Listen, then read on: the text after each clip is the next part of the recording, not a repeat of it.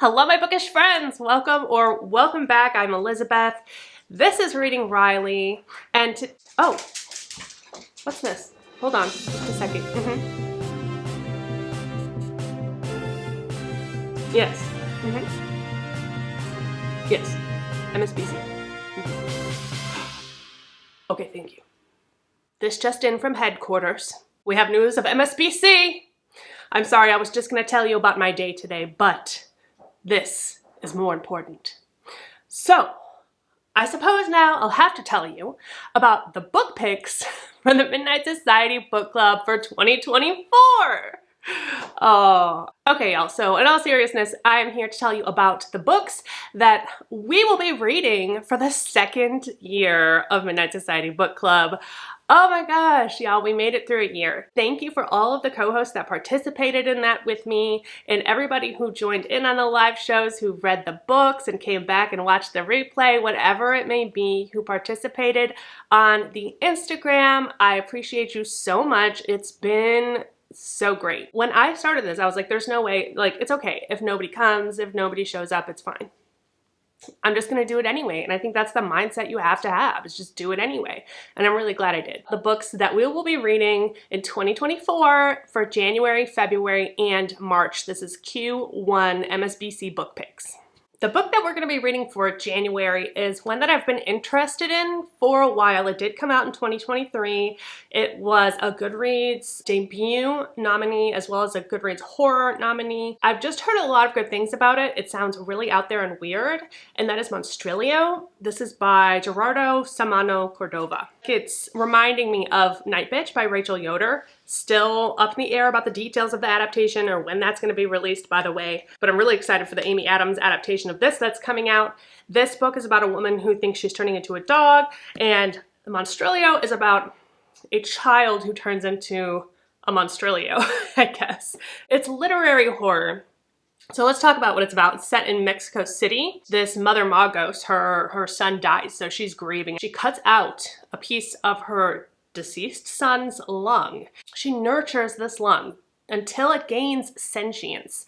And this is based on some kind of folklore or something along those lines. And then it starts to, as it grows, resemble her son, but I mean, we know this is not going to be the same son. It says it's a meditation on grief, acceptance, and the monstrous sides of love and loyalty. So I think this is going to be really interesting. We have the genres listed as horror, fiction, fantasy, magical realism, LGBT, that's exciting, queer, adult, and it's 336 pages. Here's what I'm a little interested to find out how they do, because 336 pages is like right around the perfect length for me. Not too long, not too short. But it says that it's told in 4 acts that span the globe from Brooklyn to Berlin. Whoa, that just made this a lot bigger.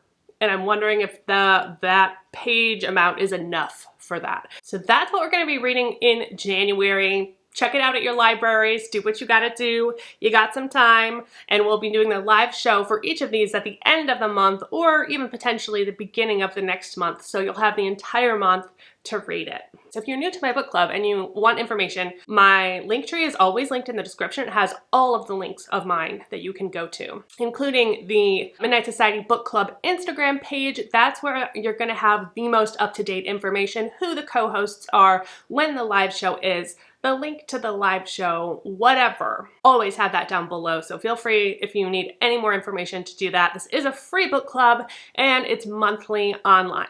Let's move along to February's book. In February, we are going to be reading another book that I think was also released. Oh no, this actually was published in 2021, but this is translated from French to English. So that's gonna be a whole nother side of this, but it sounds so good. It's called My Husband. This is by Maud Ventura. I've been looking at this one for a while. I saw it come up this year and really wanted to actually put together a reading vlog surrounding this and a couple other kind of unhinged women's stories, which I think is what this is going to be. I never got around to it, so I'm desperate to read this, and I'm just gonna go ahead and read it. So we're gonna be reading it in February. This, like I said, is written in French and translated into English. It's translated by Emma Ramadan.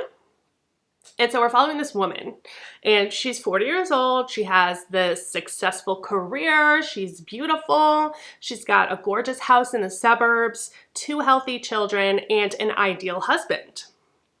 What could go wrong? After 15 years together, she is still besotted with him. But she's never quite sure that her passion is reciprocated. After all, would a truly infatuated man ever let go of his wife's hand when they're sitting on the couch together? I don't think so.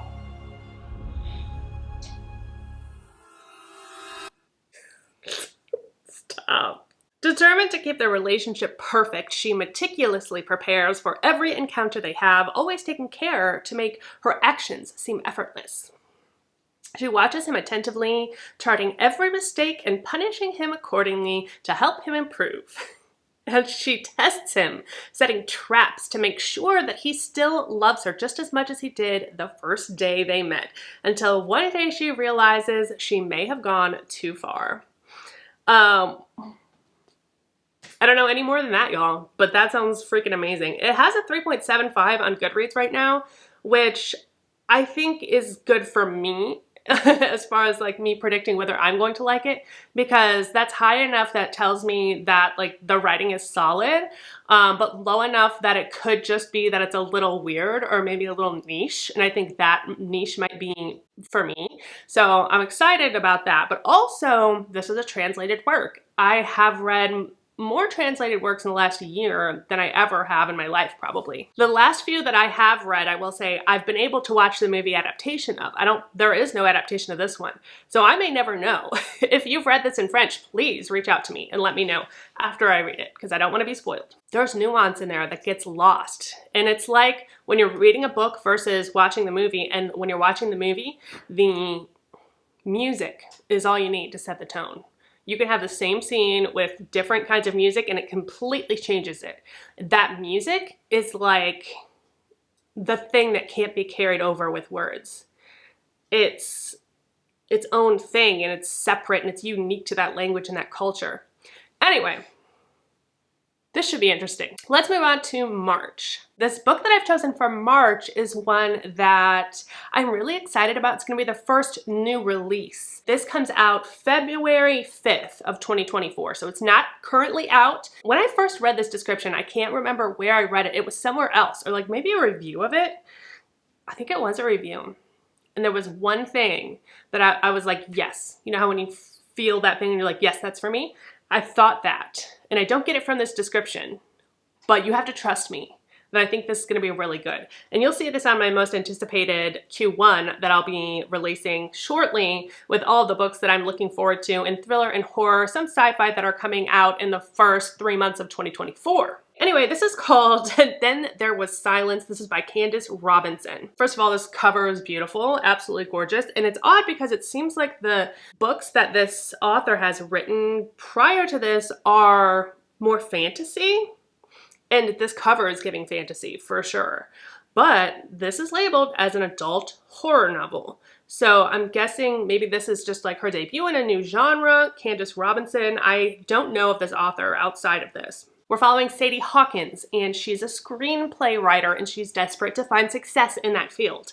But when she discovers the love of her life hanging from their bedroom ceiling, Sadie gives up on her dreams. So her husband, at least it looks like he has taken his own life, but then she receives an unexpected gift. Sadie has become the sole owner of the cabin in the woods she always adored.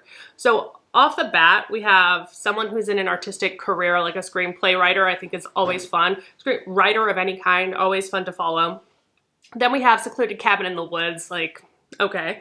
A secluded place where she can resurrect her dreams and drown her sorrows. So maybe she's going there to do some writing. Yet the woods are not the same. The days are still and lifeless. The shadows seem to follow Sadie, and the air holds the scent of her dead husband.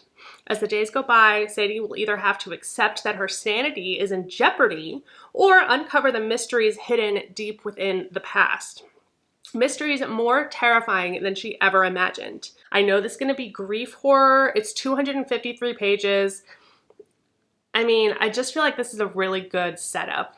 And I even like that it's giving me those fantasy vibes. The fact that it's not listed as that makes me think the horror in this is something maybe spiritual. I don't know, this is speculation. But anyway, that's it, that's the book. Go check it out from your library, put it on hold ahead of time before it comes out so you can be first in line. Those are the first 3 books that we're gonna be reading this year in 2024 for the Midnight Society Book Club. I am really excited to have another year with y'all. Thank you so much for the support you've given me when I started this. Honestly, could not do it without you. You guys are my people, you're my tribe. I love you. Yeah, and don't forget, life is short. Life is short, so read widely. Cheers and goodbye. Yes, yes, yes. All right, thank you. We have urgent news. Urgent news coming from way up top from headquarters. I need to report it immediately that they're Denver.